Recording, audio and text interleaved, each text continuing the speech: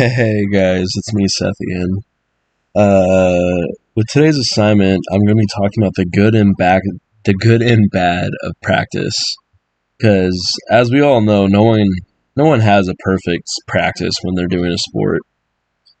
So, I guess to kind of preface this before I get into it, um, so something to keep in mind is one, I had never done sports before high school.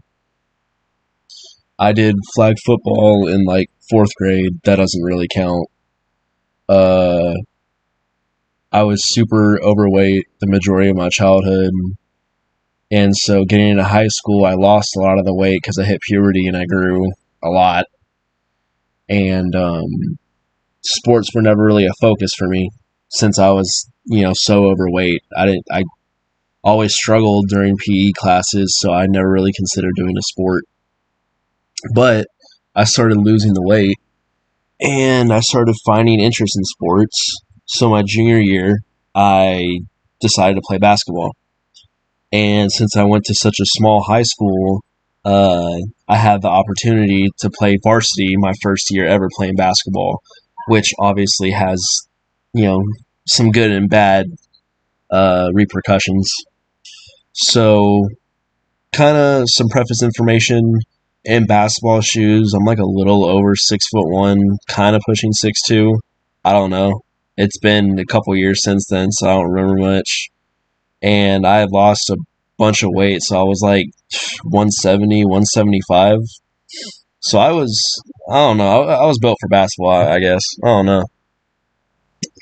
But, so I guess I'll start talking with one of the great practices that I've had. So, keeping in mind that I used to be really overweight, now I'm skinny. I wasn't particularly athletic.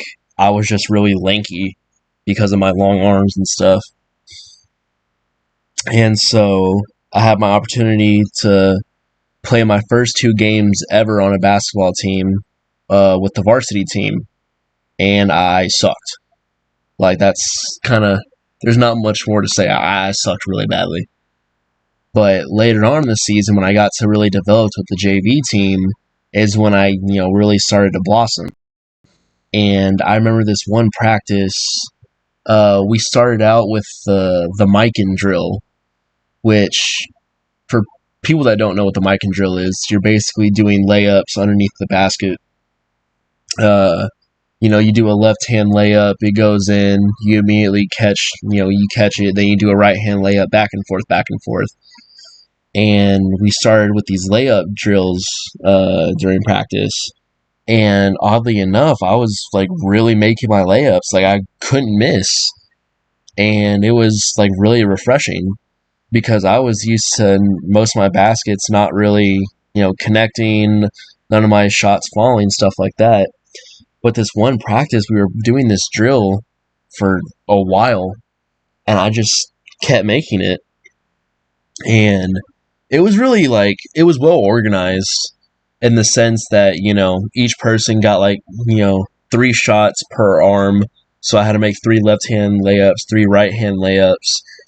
And I'm kind of like left hand dominant when it comes to basketball, even though I write with my right hand.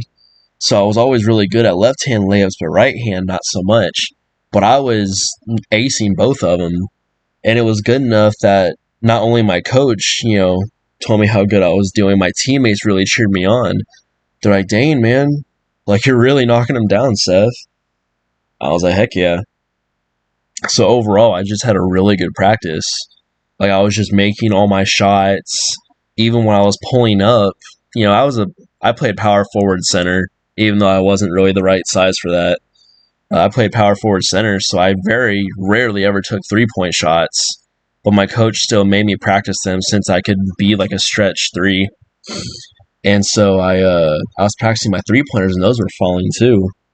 And that was just a really good practice overall because I gained so much confidence just that one practice alone. And it just felt really good. hearing such good feedback from my teammates and my coach. But all good things must come to an end, as we know. And so that was my junior year. So my senior year, we didn't have a JV team.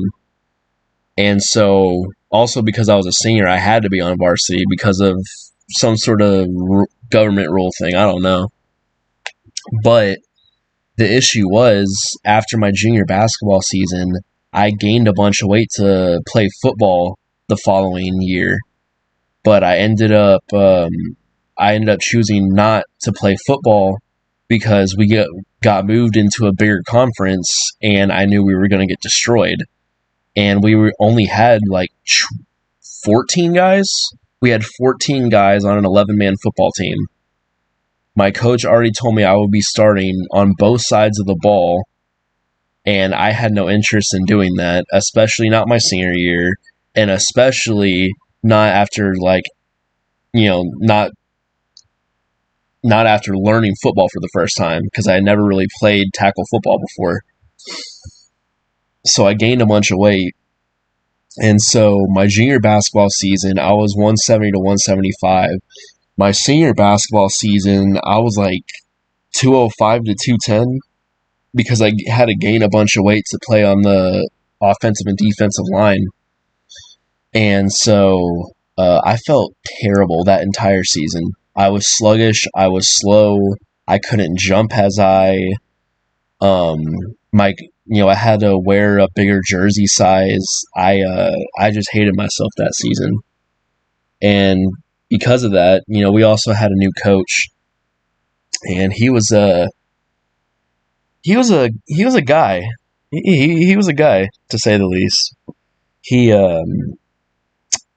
was nice to me outside of the basketball gym, but on the court it wasn't very fun sometimes. And I remember this one practice, we were just doing a basic shooting drill. It was just a super basic shooting drill, just shooting from, the elbows. And it was super specific. It wasn't difficult, considering I played power forward and center. My junior year, I was used to taking those 2-point shots that were, not too far away from the basket. And I remember I wasn't doing bad at all, but after a while, my shots, they wouldn't connect, they wouldn't fall. And he called me out on it. And he pulled us all to the side and made us run because, we weren't doing well. And when we got done running and we were standing there, he pointed me out specifically and asked why I was making a face at him. He asked why I was making a stupid face. And I don't know if I was making a face or not.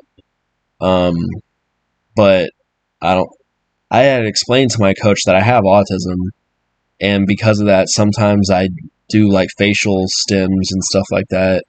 And maybe it was one of those times that I was doing a facial stim and didn't realize it. I've gotten a lot better at controlling it, in my 21 years of life. But it was really difficult to have him belittle me like that in front of my teammates because of something I couldn't control. And my teammates, they had my back because they understood, but it really hurt coming from him because he's supposed to be my role model and my my guidance on the court, and it felt terrible. Like I just wanted to go home because it's something I've been self-conscious about my whole life, and he just kind of exposed me and belittled me for it in front of my best friends, and it was really difficult. And that's kind of one good practice, one bad practice. And I guess the good thing about those is that even the days that you have a bad practice and even the days that you have a good practice, you're still learning something. Good practices, you learn what you do right. You learned what you did right, keep doing it. Bad practices, you learn what you did wrong, change it, and then keep doing it when it's corrected. So, yeah.